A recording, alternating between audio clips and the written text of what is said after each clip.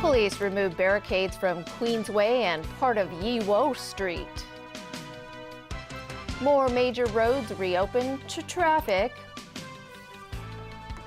And new questions raised about Lin Cheng-ying's deal with UGL.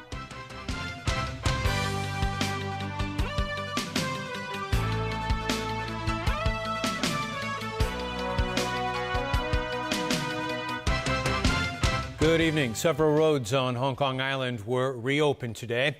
This after police operations this morning cleared out some of the barricades set up by demonstrators more than half a month since protesters of the Occupy movement took over major passageways. Demonstrators fighting for a more democratic future remain gathered in Admiralty, Causeway Bay and in Mong Kok. As you can see in the live shot, traffic is now passing through Queensway in Admiralty again. And many protesters who were camped out there have now moved over to hold the fort on Harcourt Road, although we cannot actually see traffic moving right now. The westbound lane of Yiwo Street in Causeway Bay is also reopened. The police said today the Mong Kok obstructions will also be removed, and they warned demonstrators against putting up new barricades. And there's your moving traffic. But they stressed this operation is not to clear out protesters, promising that ralliers would be given warning ahead of time if clearance action is taken.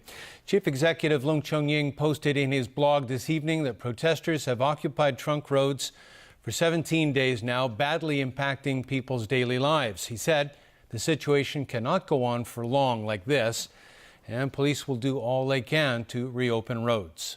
Owen Fung starts our coverage tonight. Early this morning, police began removing some of the obstacles on Yiwo Street in Causeway Bay. Protesters put up no resistance as police cleared out the barricades on the westbound carriageway of the road, allowing vehicles heading towards Central to go through. Protesters were allowed to stay on the eastbound lanes of the road. Later in the morning, hundreds of police officers fanned out around Queensway and Admiralty, removing metal barriers and blockades set up by Occupy protesters. Some officers used chainsaws to dismantle bamboo scaffolding built by protesters last night.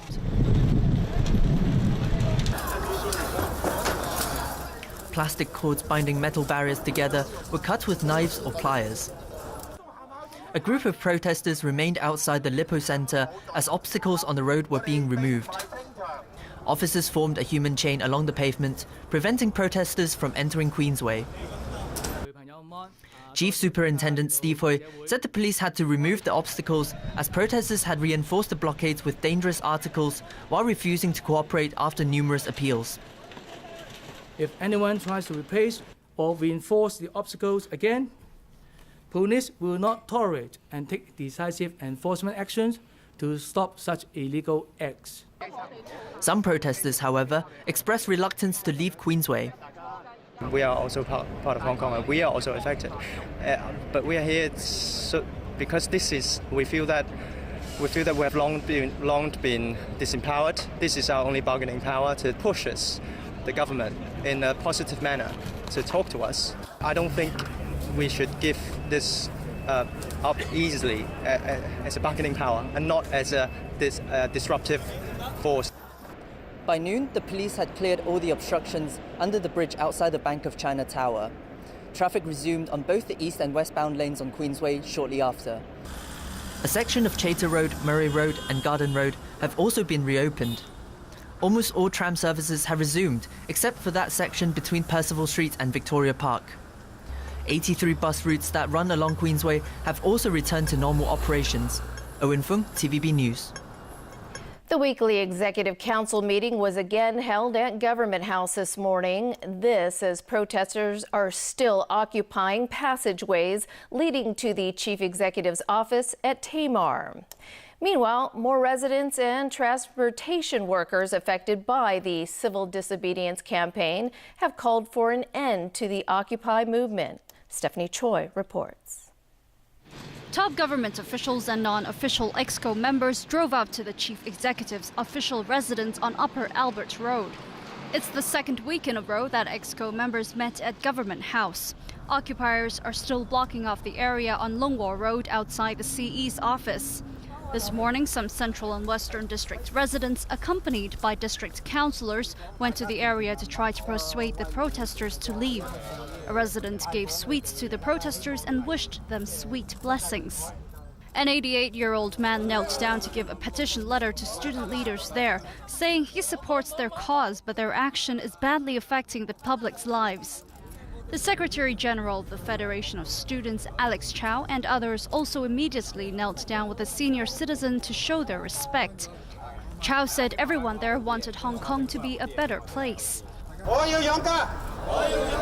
Later in the afternoon, the Hong Kong Tramway Workers Union criticized the occupiers for disrupting tram services, causing drivers to miss out on possible overtime pay.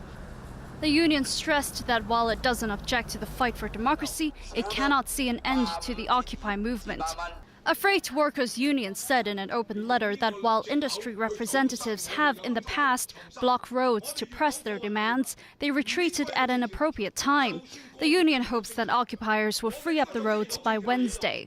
Also, 8 tour bus and public bus organizations issued a statement saying they will seek compensation from Occupy advocates. The groups called on the police to disperse the protesters. Stephanie Choi, TVB News.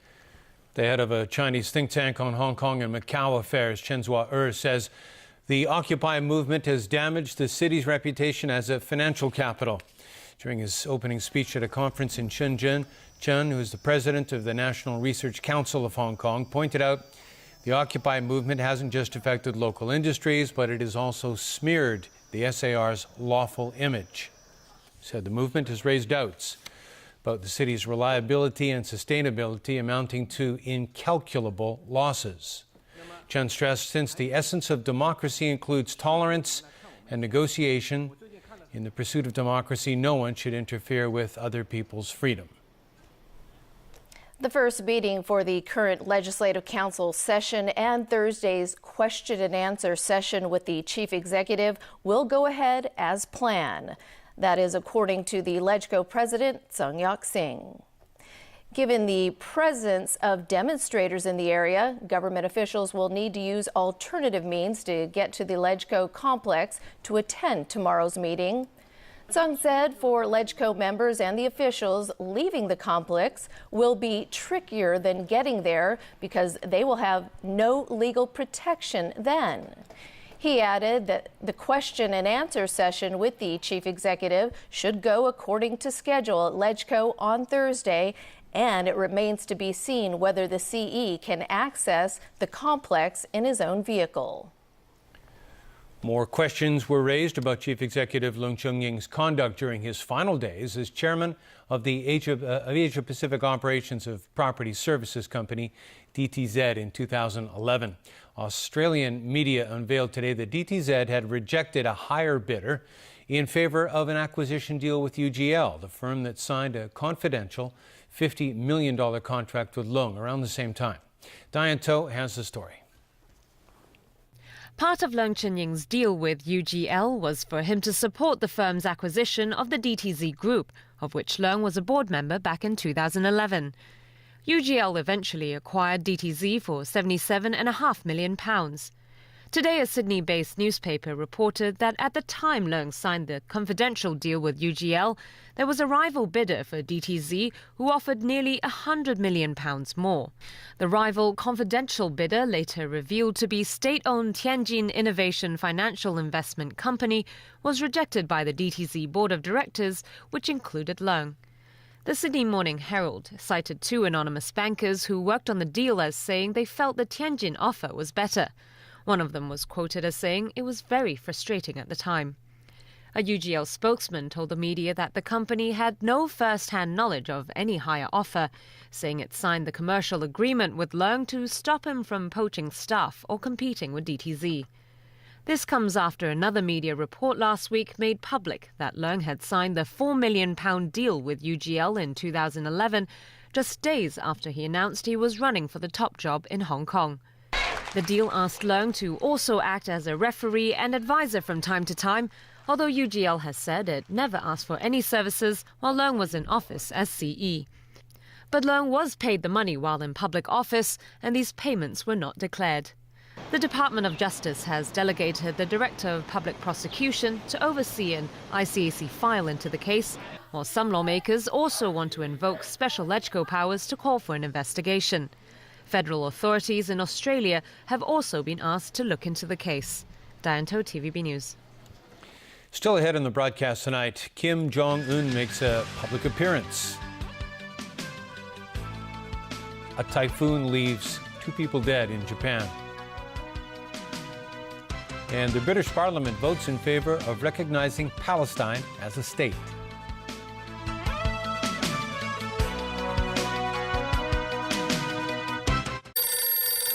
喂，阿仔啊，我頭好痛啊，仲鼻塞添啊！你等等下，喂，老婆，喉嚨好痛啊，仲周身骨痛。我發燒啊，你摸下我頭幾興。我沾到鼻水啊！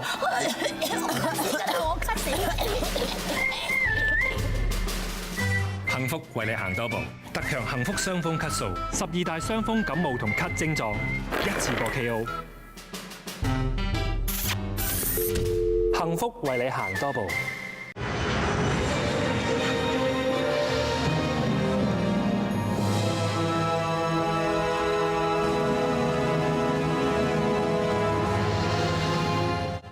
The time now is 7:41. The time check was brought to you by Seiko.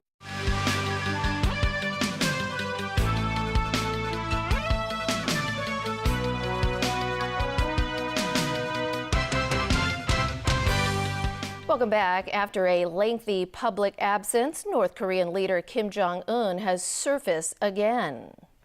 North Korean state media broadcast images of their leader, thereby ending a global speculation that he was seriously ill. The still images showed Kim smiling broadly and supporting himself with a cane as he toured new buildings in Pyongyang. State media did not say when the pictures were taken, nor did it address his health. Kim was rumored to be suffering from all sorts of illnesses. The list included gout, diabetes, a brain hemorrhage, a heart ailment, a leg injury, and mental illness. One outlandish comment came from a British report that alleged Kim was suffering from a cheese addiction. There were also rumors of a coup. 2 people were killed, 93 were injured, and 1 is missing as Typhoon Vongfong slammed into eastern Japan yesterday. The strongest typhoon to hit Japan this year. Vongfong weakened in force early today and headed off the northeast coast. It's been downgraded to a tropical storm. At its peak, it packed winds of 110 kilometers per hour and gusts that hit 145 kilometers per hour. Vongfong brought heavy rain to Tokyo through the night and snarled traffic for much of the nation on the last day of a 3-day holiday weekend. More than 600 flights were canceled nationwide on Monday. But the sun returned Tuesday morning, and the commuter train service, that is, had largely returned to normal. Prime Minister Li Keqiang met with his Russian counterpart, Dmitry Medvedev, in Moscow Monday to discuss bilateral cooperation. Medvedev praised Russian-Chinese cooperation as strategic partners and said China is Russia's utmost foreign trade partner. Li said the partnership has entered a new development phase, boasting bright prospects. He said China would like to enhance cooperation in major investment projects in areas such as mining, the chemical industry, agriculture, and infrastructure construction. China is also ready to advance the establishment of a high-speed corridor linking Beijing and Moscow. Li arrived in Moscow Sunday. He'll also meet with Russian President Vladimir Putin. U.S. health officials have ordered a review of their Ebola procedures after a nurse in Dallas contracted the virus while caring for an Ebola-infected Liberian man. The spread of the disease outside of West Africa has many countries scrambling to protect their borders. Federal officials are directing U.S. hospitals to rethink the handling of Ebola infection and control. Experts are adamant the deadly virus